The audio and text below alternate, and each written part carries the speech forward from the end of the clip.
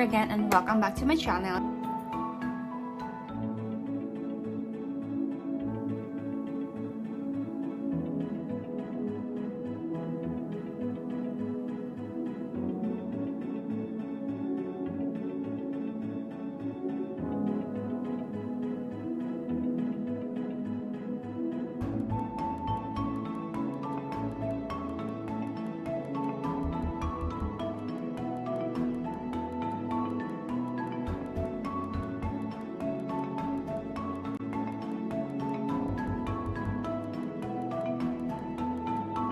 Hey everyone, JESHIE Urs here again and welcome back to my channel. So, as you know, as you can see earlier, gumamit ako ng makeup or some foundation to put in my face. And right now, I have some product which is I need to review. Earlier, I'm using sunscreen, a sunrise from Etude. Also, I'm using also a perfect BB cream from MISSHA. It's also from Yesstyle. And now what I'm gonna do is to put a blush on and eyeshadow. So, let's try. I'm using this one right now. As you can see, it's bago pa siya. It's a eyeshadow palette. See? Rêve from moonshot. Ito na siya. And also I have this Zero Velvet Tint. Pencil liner is from MACQUEEN. Also, I have Beige.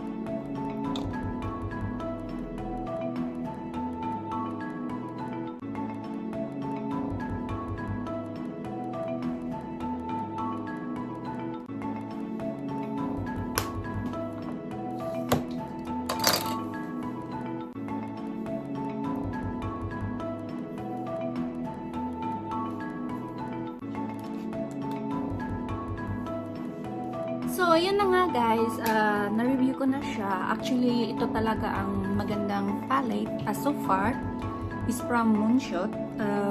Maganda siya kasi ito, and really nice the package talaga. And ito yung package niya. It's is a Rêve. It's a French word. I'm using a cheeks. This is from Japan. It's a Canmake cream cheeks. So ito is two in one. You can use also a cheek one, blush on, and also you can use also in your lips. So, and also I'm using the eyeliner or pencil liner. Is from MACQUEEN. This one. Yes. And also I use the glitter. Some of my glitters from my face. I'm using a peach seed. Yes. It's very nice siya kasi nag-glow siya, parang nag-sparkle yung mata mo. Pwede mo rin siyang ilagay dito, pwede mo rin siyang ilagay sa eyeshadow as eyeshadow, and you can use also in here. Yeah. So far so good naman, and I really love the products. Normally ito, and I cannot find my lipstick now. Yes. So I don't know where I can find, but I use this one as a lipstick, a Born Heart number 4. It's from Roman. It's a Born Heart number 4. So yes, so far so good, and I really love it. And this one I really like. Moonshot is one of the Lisa from Blackpink. I have a Blackpink over there, a light stick. So siya yung ambassador ng Moonshot. So it's not about the ambassador, but the product is really nice. So yes, and you can see also the package, and as you can see in here, yeah, in Moonshot Paris eyeshadow palette. So yes, this one is made in Korea, this one is made in Korea, this one is made in Japan, and this one is made in Korea. And what else? So MISSHA is from Korea, Etude is also from Korea. I know this Etude. And also MACQUEEN is from Korea. So yes, so far so good guys. This is for now, and see you around.